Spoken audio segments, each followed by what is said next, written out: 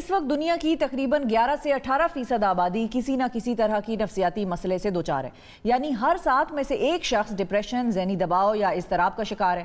ذہنی مسائل کا سامنا کرنے والوں میں مردوں کی نسبت خواتین کی زیادہ تعداد ہے، اور برطانیہ میں کی گئی ایک تحقیق کے مطابق ہر 5 میں سے ایک خاتون جبکہ ہر 8 میں سے ایک مرد ذہنی امراض کا شکار ہے۔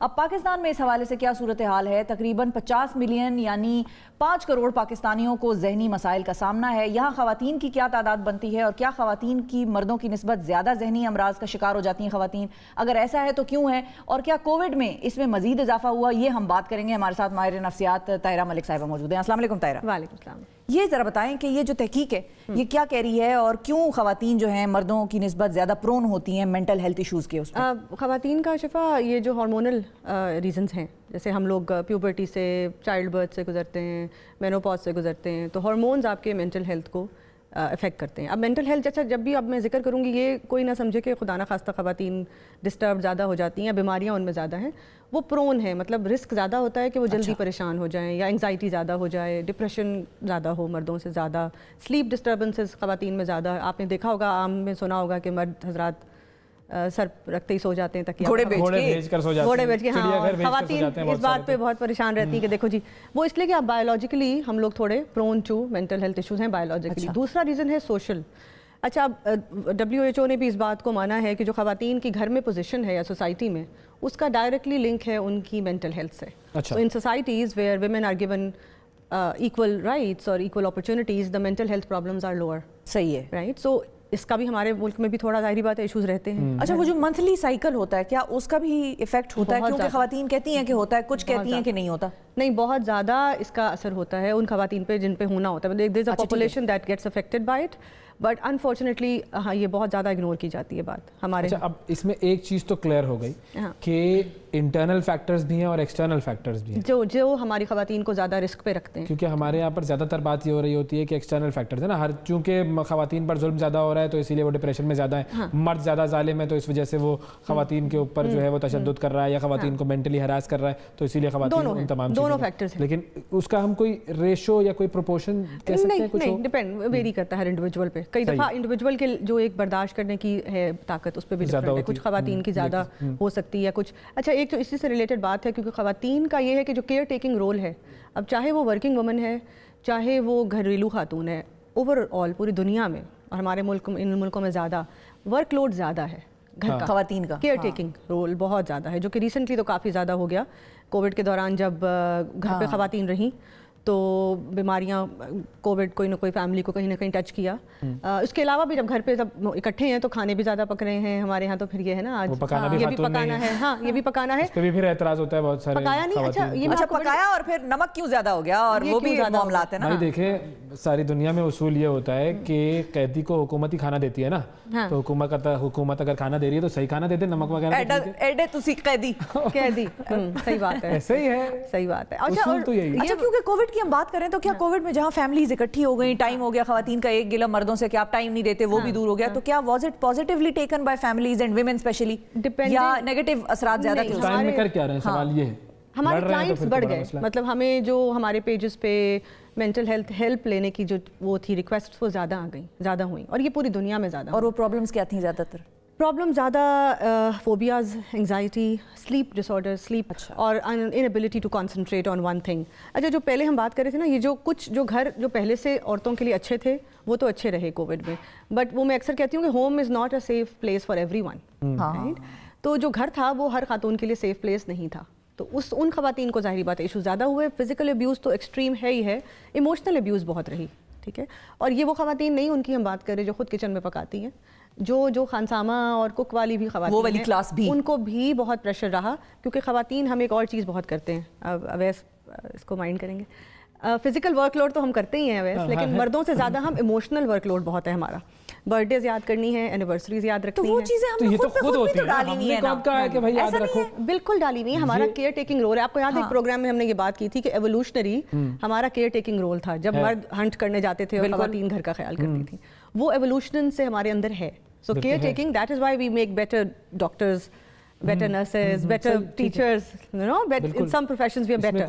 But that thing, that quality, وہی ہمیں ایٹ رسک کرتی ہے زیادہ سینسٹیوٹی اور زیادہ प्रॉब्लम के। बर्थडे याद रखना ये आपका मसला है, लेकिन मेरा मसला क्या होगा कि मैं अगर इस बात पर जज्बाती हो जाऊंगा कि आपको मेरी बर्थडे क्यों याद नहीं है, तो फिर प्रॉब्लम होगा, फिर डिप्रेशन, फिर टेंशन वाली बात बढ़ेगी। लेकिन जनरली खवातीन इमोशनल लेबर इसको कहा जाता है और मेंटल वर्कलोड, दो लफ्ज बड़े इस्तेमाल होते हैं। हम वो लेबर करते ही करते हैं, हम वो मजदूरी कर रहे होते हैं साथ साथ। हाँ, तो इसमें हमारा कोई कसूर नहीं है। नहीं, आपका नहीं। हाँ, 3.5 पाओ यूं कहना चाहिए, हमारा अपना। तो ये तीनों फैक्टर्स की वजह से खवातीन का जो मेंटल हेल्थ इश्यूज हैं उनका एक और डायग्नोज कैसे होगा? एक और फैक्टर प्रेगनेंसी, बिल्कुल उसका कितना अमल दखल होता है मेंटल हेल्थ के ऊपर नीचे हो जाने में? Reeks havoc on a woman system.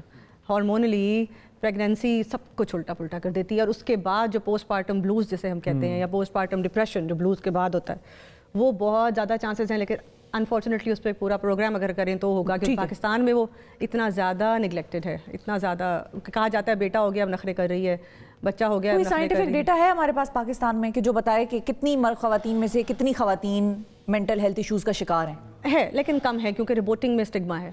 हमारे यहाँ रिपोर्टिंग में स्टिग्मा है, तो जो हम यहाँ बैठ के बात करते हैं वो थोड़ा बहुत हमने लिया होता है इंटरनेट से, और थोड़ा जो हमारे अपना क्लाइंट बेस है उससे हमें आइडिया होता है। हम और हमारे कॉलीग्स जब बैठते हैं तो हम anonymously without names we discuss the themes, common themes के क्या क्या हैं। तो क्या जितने केसेस आप हैंडल करती हैं उस हिसाब से क्या ये कहा जा सकता है कि ज़्यादातर खवातीन किसी न किसी किस्म की किसी न किसी वजह से डिप्रेशन का शिकार है, स्ट्रेस का शिकार है, एंजाइटी, जो कि अब बहुत बड़ा है, और मुझे हम यही कहते हैं कि there is another pandemic on our hands. वो पूरी दुनिया कह रही है, जो मेंटल हेल्थ पेंडेमिक होगा, जो अब उभरेगा।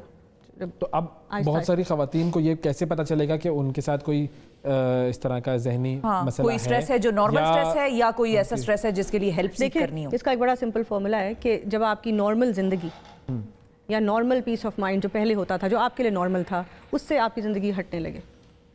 सो अगर आप पहले 8 घंटे सो पाती थी, अब आप 5 घंटे सो रही हैं या 4, तो there is a problem, right? तो द की इज़, अगर आपको पहले गुस्सा नहीं आता था और अब आने लगा है, विच इज़ ग्रेट।